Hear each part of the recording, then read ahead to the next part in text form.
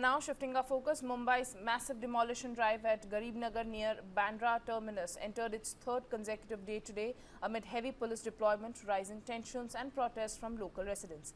The anti-encroachment operation being carried out by Western Railway in Bandra East aims to clear land for the expansion of Bandra terminus and key railway infrastructure projects. Railway officials say that nearly 60% of the demolition work has already been completed, while the remaining structures are expected to be cleared by May 23.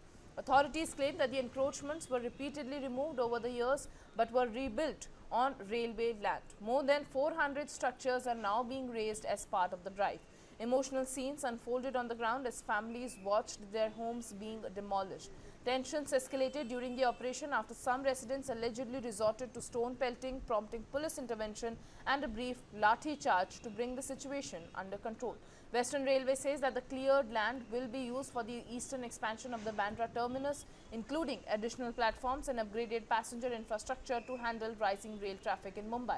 Officials also say that the project will help speed up the work of the proposed 5th and 6th railway lines between the Santa Cruz and Mumbai Central, aimed at reducing congestion on the busy Western Railway corridor.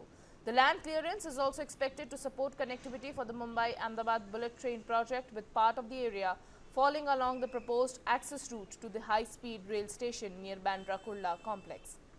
Meanwhile, questions continue to be raised over rehabilitation.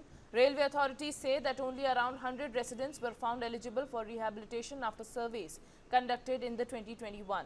However, many families declared ineligible claim that they have lived in the area for decades and possess voter identity documents and other records. I am being joined by my colleague Shubham Pandey for more on this. Shubham, जो हम देख रहे हैं stone pelting हो गई है, काफ़ी residents है वो परेशान है, वो कह रहे हैं, काफ़ी लोगों को इनएलिजिबल भी कह दिया है रिहैबिलिटेशन के लिए, तो क्या अभी वहाँ माहौल है, वहाँ पे जो लोगों को इनएलिजिबल बताया गया है, क्या उनका आक्रोश है अथॉरिटीज़ के अगेंस्ट अभी? देखिए, बिल्कुल आज तीसरा दिन है और बांद्रा में ये जो अवैध निर्माण किए थे, जो अवैध कंस्ट्रक्शन किए थे, वो पुलिस पर रेलवे की तो है कार्रवाई हो रही है। देखिए 100 ऐसे एलिजिबल घर हैं जो नहीं टूटेंगे, लेकिन उनके जो ऊपर G+2, G+3 जिन्होंने बनाए थे, वो ऊपर के जो स्लैब हैं वो तोड़े जाएंगे। फिलहाल सारी चीजें वहाँ पर टूट चुकी, लगभग 85% जो डिमोलिशन का काम है वो पूरा हो चुका है। अभी और 2 दिन काम चलेंगे, यानी 21 तक, सैटरडे तक ये पूरा डिमोलिशन का काम किया जाएगा।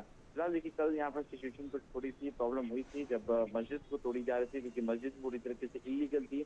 उस वक्त थोड़ा सा माहौल खराब हुआ था, लेकिन उसके बाद मुंबई पुलिस हो या अन्य गवर्नमेंट की रेलवे पुलिस हो, उन्होंने मोर्चा संभाला है। फिलहाल सिचुएशन अंडर कंट्रोल है और जो तमाम इलीगल कंस्ट्रक्शन जो घर बनाए गए सबको तोड़ा जा रहा है। और शुभम, जैसा कि हमने अभी देखा है कि वहाँ पे स्टोन पेल्टिंग हो गई थी, काफ़ी लोग हैं जिनके घरों को उनके आंखों के सामने तोड़ा जा रहा है।